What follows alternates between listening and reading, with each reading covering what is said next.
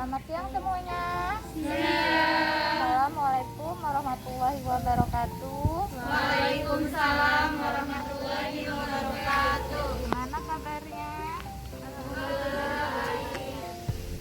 Tetap sehat ya, walaupun dalam keadaan COVID seperti ini ya. Baiklah, sebelumnya perkenalkan nama saya Rita. Ini akan sama-sama belajar mengenai apa itu anemia yang terjadi pada remaja. Karena adik-adik sekalian masih pada remaja, jadi di sini kita angkat temanya anemia pada remaja. Kira-kira sudah ada yang mengetahui apa itu tentang anemia? Saya Bu, Apa? anemia itu kalau kita bisa merasakan sakit kepala, pusing dan lemas. Kok bisa tahu kalau itu anemia? Tahu dari Google Bu? Untuk pemeriksaannya sudah tahu belum? Belum Bu. Ya, baiklah. Jadi, untuk anemia adalah suatu keadaan di mana seseorang itu nilai kadar hemoglobinnya atau sel darah merahnya itu kurang dari batas normal. Udah ada yang tahu batas normalnya berapa? Jadi, untuk remaja itu biasanya batas normalnya adalah 15 gram per desiliter. Nah, di sini ada tabelnya. Jadi untuk adik-adik semua karena umurnya lebih dari 15 tahun ya, dan seorang perempuan untuk normalnya adalah 12 gram per desiliter. Nah, untuk yang kurang dari 11 atau hemoglobinnya 11 sampai 11,9 itu bisa masuk ke dalam anemia ringan. Sedangkan untuk 8 sampai 10,9 itu anemia sedang, dan kurang dari 8 itu anemia berat. Nah, kira-kira tadi apa gejalanya dari anemia? Ada yang tahu nggak? Saya Bu, Ya, pusing. ya, pusing. Terus ada Bu, merasa lelah. Jadi orangnya cepat lelah ya. Kemudian ada yang tahu lagi? Pucat ya. Jadi seseorang yang pucat pasti anemia tidak? Belum tentu ya. Jadi kita bisa periksa dulu ya.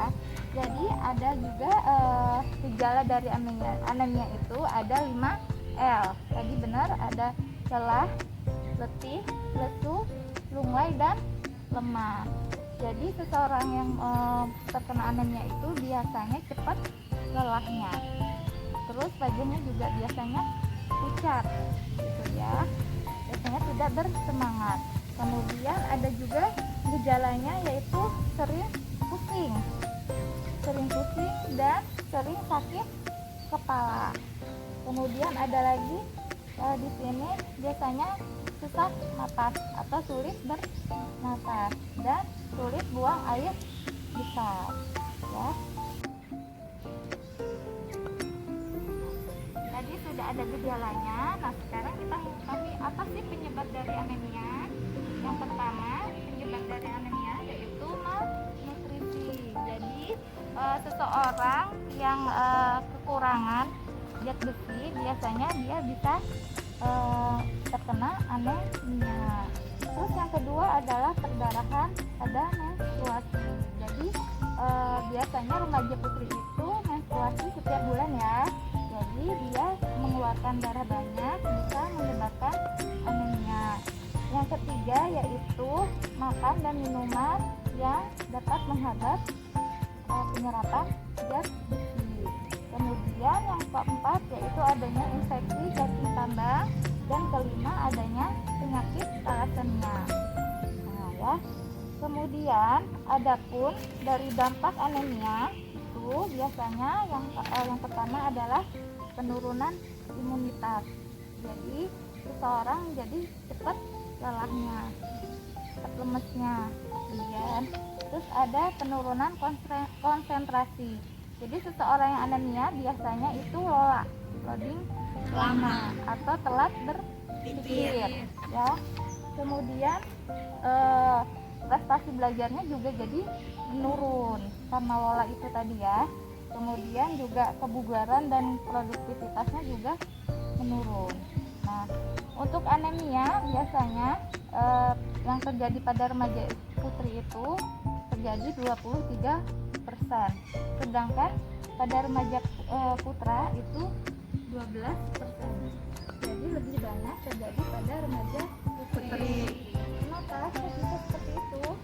Ada yang tahu?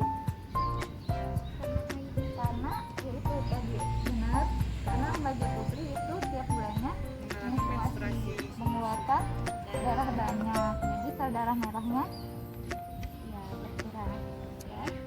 Kemudian adapun resiko jangka panjang nih, remaja putri otomatis nanti jadi calon ibu, bisa juga memperbesar resiko kematian ibu melahirkan, bayinya juga besar menjadi prematur, kemudian akhirnya berat badannya rendah gitu ya.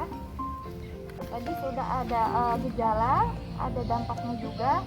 Nah, sekarang kita mengetahui bagaimana cara mencegah anemia. Jadi yang pertama, tingkatkan makan makanan atau minuman yang mengandung zat besi. Sudah tahu apa makanan yang mengandung zat besi? Itu seperti bayam, sayur bayam, kemudian daging merah atau kacang-kacangan ya. Kemudian yang kedua, tingkatkan makanan penyerap zat besi. Biasanya itu vitamin C atau buah jeruk gitu ya. Kemudian menghindari minuman penghambat zat besi. Tadi apa? Udah ada yang tahu? Minuman penghambat? Ya benar, ada teh, ada kopi atau produk susu. Jadi apabila kalian makan sayur bayam, jangan minumnya teh, itu sama aja bisa menyerap zat besi. Kalau sebaiknya kalau sesudah makan itu minumnya air putih saja yang lebih aman ya. Kira-kira dari penjelasan saya tadi ada yang mau ditanyakan? Apa ada yang mau apabila dari penjelasan saya ada yang ditanyakan, mungkin saya akhiri penjelasan kita pada siang hari ini. Semoga ilmu yang saya sampaikan dapat bermanfaat buat kalian semua. Amin. Akhir kata, wassalamualaikum warahmatullahi wabarakatuh. Waalaikumsalam warahmatullahi wabarakatuh.